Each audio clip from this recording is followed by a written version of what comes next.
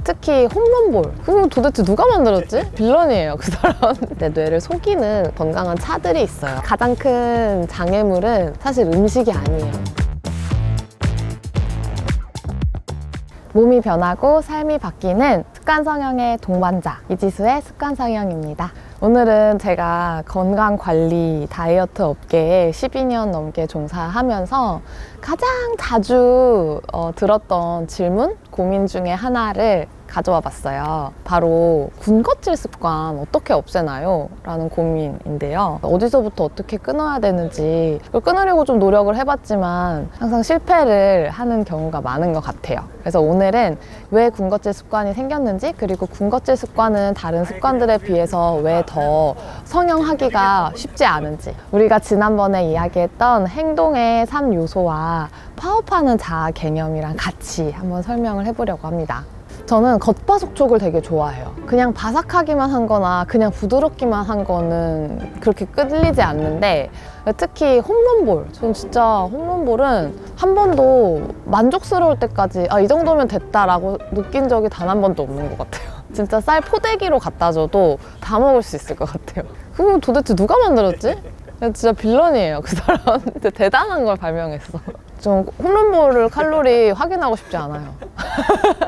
일단 눈에 보이면 계속 생각나고, 저에게 있어서는 쥐약이라서 근처에 있으면 일단 먹어 치워야 되는 그런 종류의 음식이죠. 근데 우리 지난번에 행동의 3요소가 어떤 사람이 어떤 행위를 어떤 환경 맥락에서 한다라고 말씀드렸었는데, 군것질 습관은 사실 이 환경에 좌우되는 영역이 굉장히 큽니다. 그래서 이 환경만 잘 세팅해줘도 군것질 습관이 성형되기가 굉장히 쉬워요. 그래서 저는 이런 겉바속촉 과자를 너무 좋아하는 저를 잘 알고, 이 식욕을 컨트롤하기는 힘들기 때문에 차라리 저의 환경을 컨트롤해 왔어요.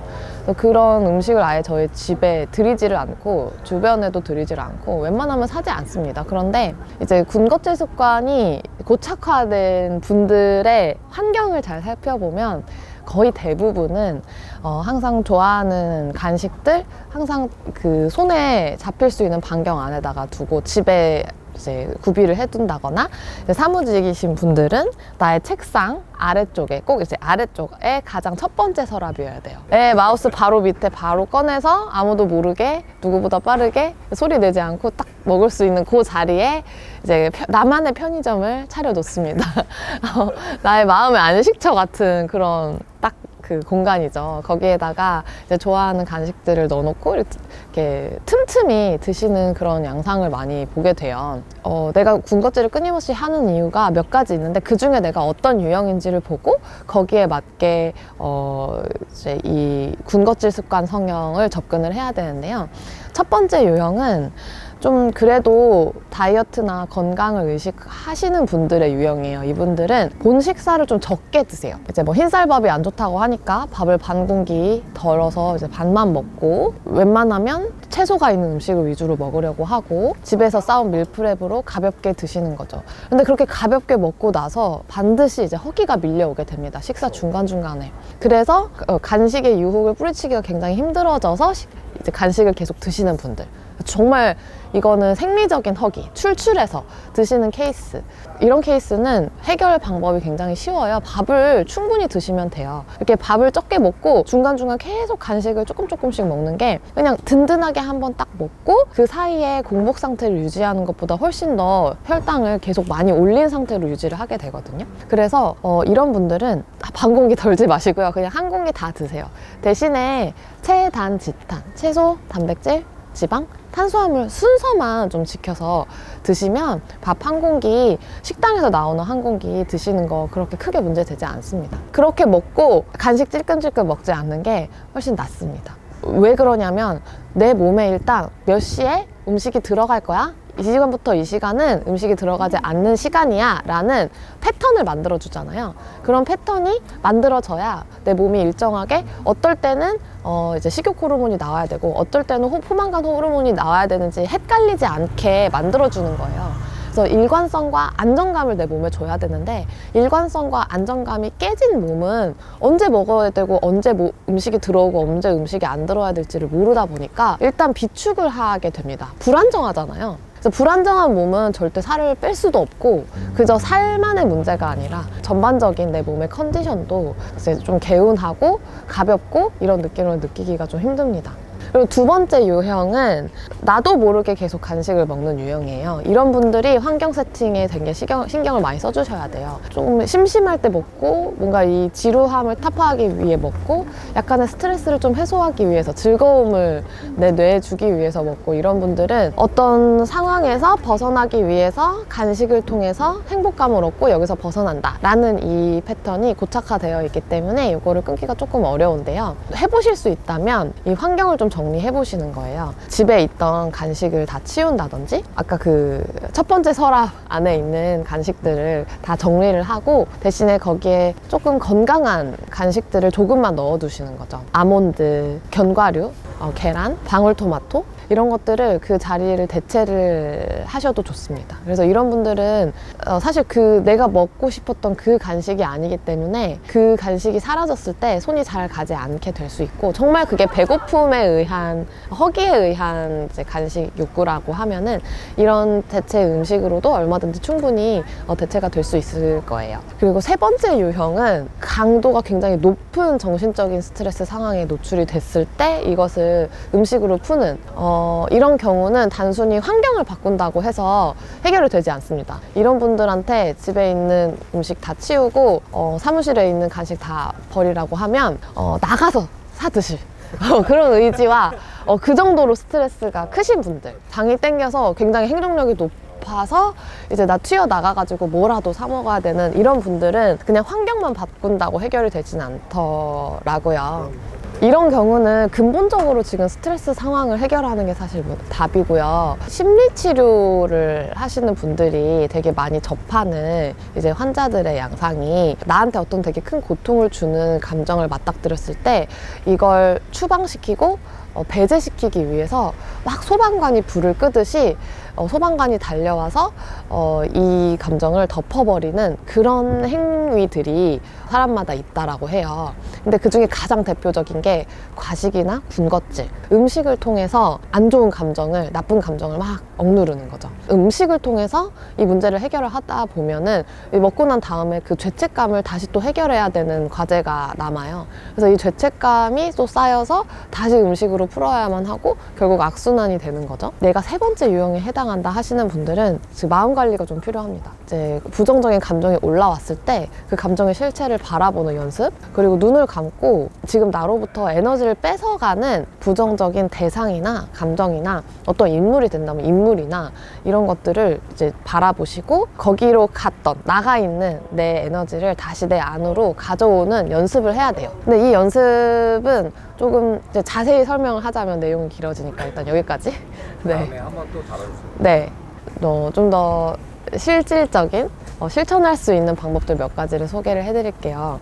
일단 군것질을 하고 싶다라는 욕구가 딱 느껴졌을 때 시계를 한번 보세요. 내가 언제쯤 내가 이런 간식 욕구를 느끼는 시간대가 언제인지를 한번 파악해 보세요. 비슷한 시간대일 거예요. 예를 들어서 내가 뭐 11시쯤에 혹은 오후 3시쯤에 내가 항상 그런 허기가 느껴진다라고 하면 내가 안 먹겠다는 게 아니라 먹을 건데 4시에 먹자. 이렇게 거기에 플러스 1시간을 더해서 딱 1시간만 늦게 욕구 지연을 시켜보시는 거예요. 먹지 마. 먹으면 안 돼. 먹으면 망하는 거야. 너 여기서 먹으면 지금까지 뭐 샐러드 먹고 막 운동했던 거 다 망창 망가지는 거야 라는 게 아니라 먹어도 돼. 왜 안 돼? 당연히 먹어도 되지. 근데 4시에 먹자고. 이렇게 스스로랑 적정선에서 타협을 하는 거죠. 제가 지난번에 파업하는 자아랑 싸우지 말라고 했잖아요. 싸우기보다는 어르고 달래고 파업하는 자아와 성장하고 싶은 나 사이에 적정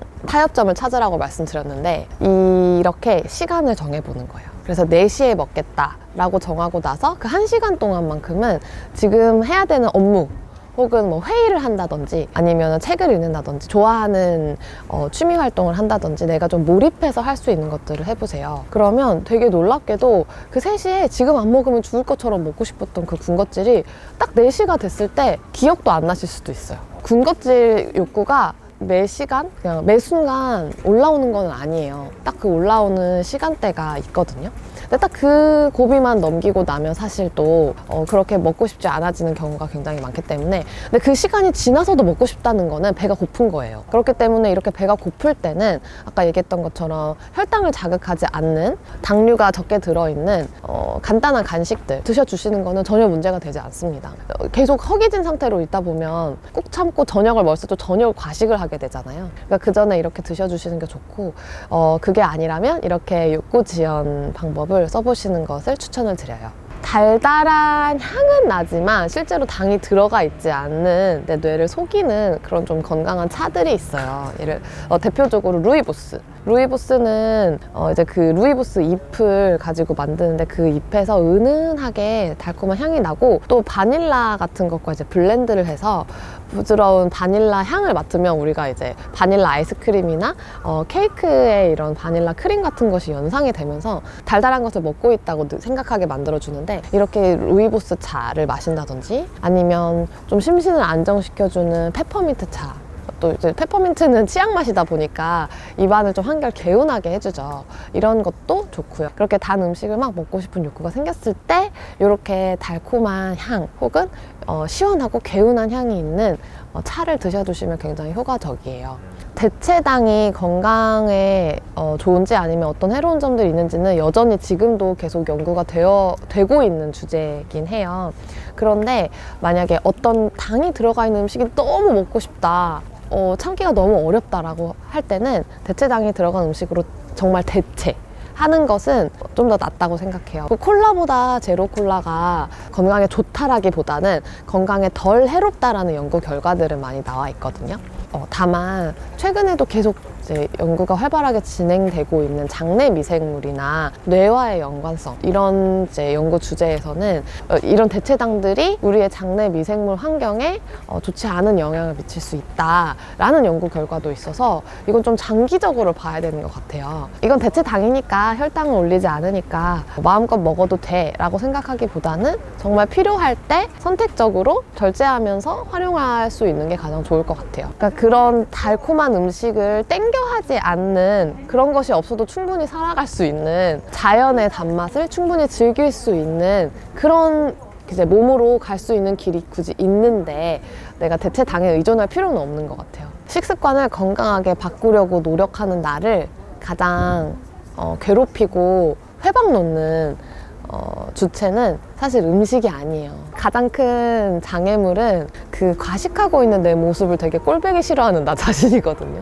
먹고 후회하고 나는 왜 과식을 할까, 나는 군것질을 왜 놓지 못할까, 그 자책하는 마음, 그리고 한번 잘못했을 때 완전히 망쳐버렸다고 포기하는 마음, 이런 마음이 군것질 습관을 끊으려고 할 때 방해가 되는 장애물이에요. 근데 앞에 짧게 얘기했지만 내가 과식하는 습관을 가지게 된 것도 결국 나를 위해서거든요. 그러니까 소방관 역할을 한다고 했는데 불을 꺼야 되니까 이런 부정적인 감정이나 스트레스 상황으로부터 나를 구원을 해주고 싶은 거죠. 그래서 과식하는 습관 자체를 너무 미워하지 않았으면 좋겠어요.